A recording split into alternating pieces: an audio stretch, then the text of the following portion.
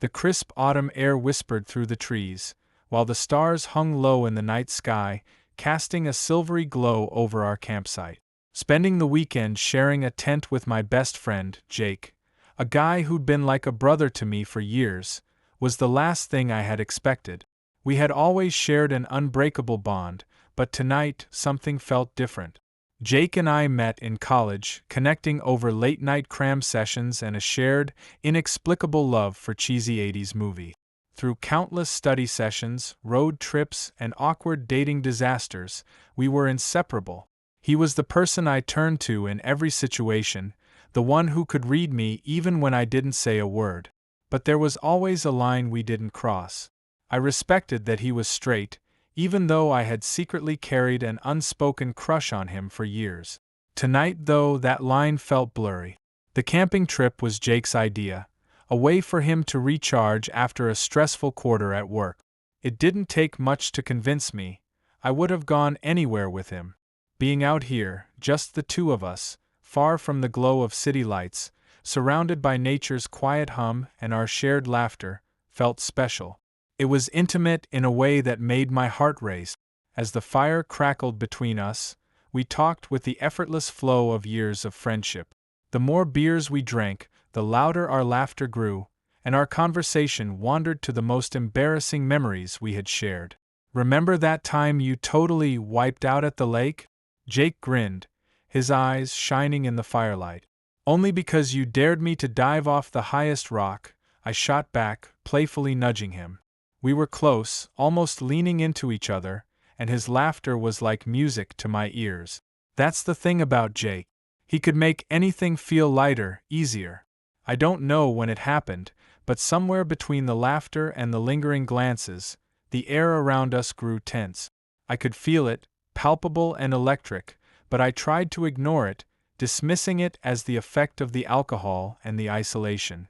"Hey," he said, his voice quieter now.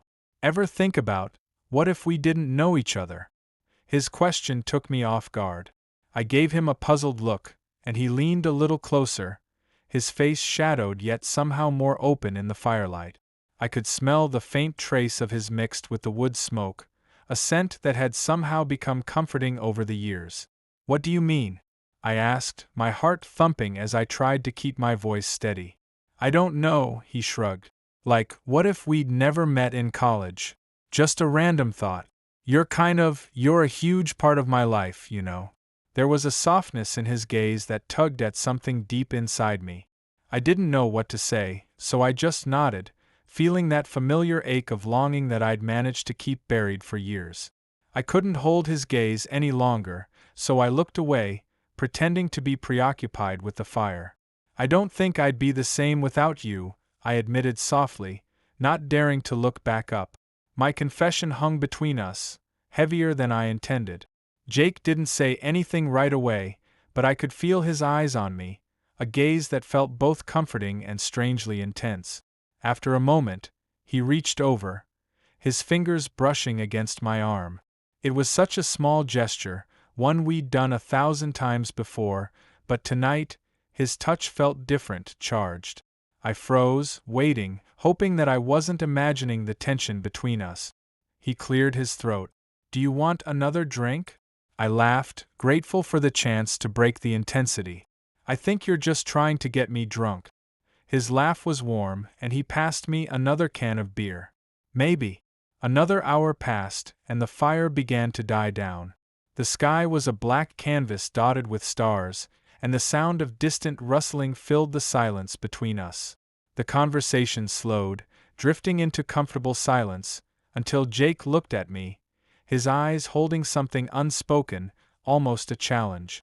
"Ready to hit the tent?" I nodded, suddenly aware of how close he was, how his hand brushed mine as we gathered our things.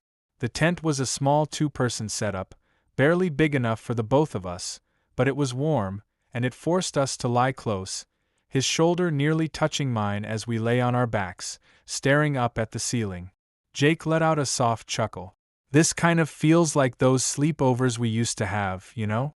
Except this time, we're not 15, and you don't snore as loudly," I teased, turning my head to find him already looking at me. His gaze was steady, holding mine with an intensity that made my pulse quicken. I swallowed, suddenly very aware of the limited space, of his hand just inches away from mine.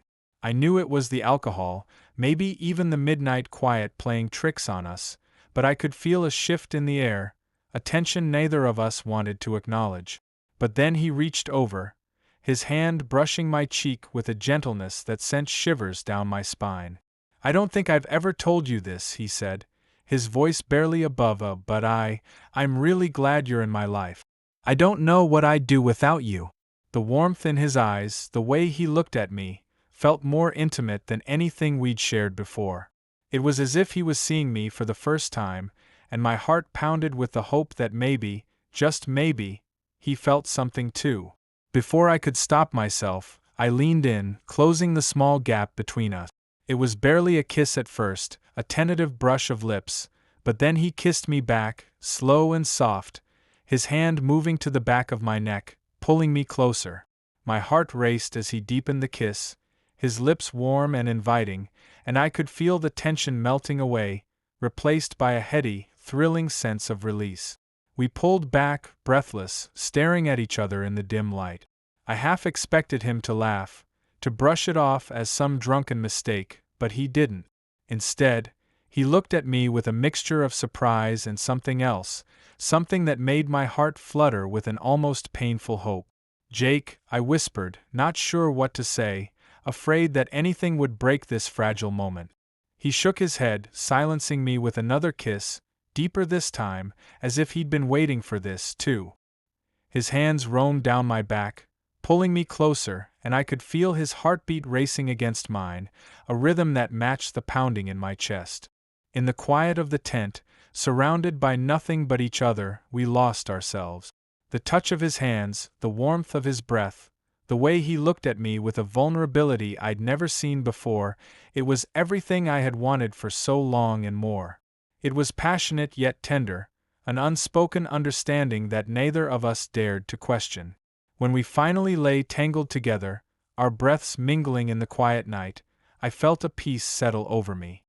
He pressed a gentle kiss to my forehead, holding me close, and for the first time in years, I allowed myself to believe that maybe this wasn't just a fleeting moment, but the start of something real. The next morning, we woke up to the sun filtering through the tent, casting a warm, golden light over us. Jake stirred beside me, blinking against the brightness, and I felt a pang of nervousness. The alcohol-induced haze was gone, replaced by the stark reality of daylight, and I couldn't help but wonder if he regretted what had happened between us. He exhaled slowly, pulling his arm away as he sat up, rubbing his face. "God, what did we?" His voice trailed off, but the tone was unmistakable. He was confused, maybe even shocked, and I felt a pang in my chest that was both familiar and deeply painful. I sat up, suddenly aware of the vulnerability of the moment, the way the air had shifted between us. "Look, Jake," I started, my voice barely steady. "I get it if last night was a mistake." He didn't answer right away. Instead, he stared at his hands, his expression a mix of regret and something I couldn't quite read.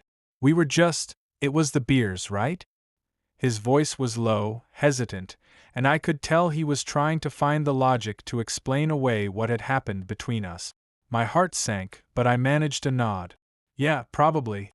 I forced myself to smile, even though my chest felt tight. "Guess it was one of those heat-of-the-moment things, right?" He nodded, but his face didn't relax. Instead, he looked almost sad, lost in thought. The silence between us grew heavy, each second feeling like an eternity as I fought the urge to reach out, to say something to make this easier for both of us. But then, just as I was about to give up and pretend like everything was fine, he looked at me, his eyes filled with a mixture of guilt and something else. "No, I can't. I can't just ignore it," he said, his voice barely above a whisper. "Last night, it wasn't nothing, was it?" I swallowed, not trusting my voice to hold up under his gaze. "Not for me, it wasn't." He exhaled, looking away as if he was wrestling with something he couldn't quite articulate. "You're my best friend," he said, his voice wavering. I didn't mean for this to happen, but I can't shake the feeling that, maybe this was meant to happen. For the first time, he looked at me fully, his eyes searching mine, and I could see the fear in them, the fear of what this meant, of what we'd be risking if we acknowledged that this was more than a one-time mistake. But beyond that, I saw the warmth, the tenderness that he'd always shown me, and something deeper that I had only ever dared to dream about. So, what do we do now? I asked softly, afraid to hope but unable to help it. He ran a hand through his hair, his fingers trembling slightly. I don't know. I mean, this isn't exactly how I pictured, falling for someone. Especially not, he trailed off, chuckling awkwardly as he glanced at me. Not my best friend. But here we are, right? I felt my heart soar at his words, the quiet admission that he felt it too, that he hadn't let go of what we'd shared in the tent. Jake, it doesn't have to change anything between us, I said, leaning forward, my voice gentle. Or maybe it can change everything in a good way. He looked at me, his eyes softening, and for a moment I thought I saw his walls come down. He reached out, hesitating only a second before his hand rested on mine. I'm scared, he admitted. Scared of losing you, of ruining what we have. But when I think of going back to how things were before last night, he paused, looking almost vulnerable. I don't think I can. I squeezed his hand, feeling the warmth of his skin against mine. We'll take it one day at a time. No labels, no pressure. Just us figuring it out. A small smile crept onto his face, one that held a glimmer of hope. He leaned in, his hand brushing against my cheek as he pressed his lips to mine, gentle but with a certainty that hadn't been there the night before. This kiss felt different, no hesitation, no second-guessing, just the quiet acceptance that we were both ready to face whatever came next. When we pulled apart, he wrapped an arm around my shoulders, pulling me close as we sat in the morning light, wrapped up in each other. The silence between us felt comfortable, no longer filled with uncertainty but with the promise of something real. After a moment, he spoke, his voice soft and a little shaky. So, does this mean I get to take you on a real date? I chuckled, leaning my head against his shoulder. I think you do, yeah. But maybe let's start with breakfast first. He laughed, the sound light and full of relief, and I could feel the last of his tension melt away. We climbed out of the tent, side by side, knowing that the world outside hadn't changed, but that everything between us had. And as we sat by the fire, cooking breakfast together with a newfound closeness, I realized that this wasn't the end of something beautiful, it was just the beginning. We didn't have all the answers, and maybe we didn't need them yet. For now, it was enough to know that we were both willing to try, to see where this new path would lead us together. And if you're still here, please click that subscribe button. Your support means more than you know.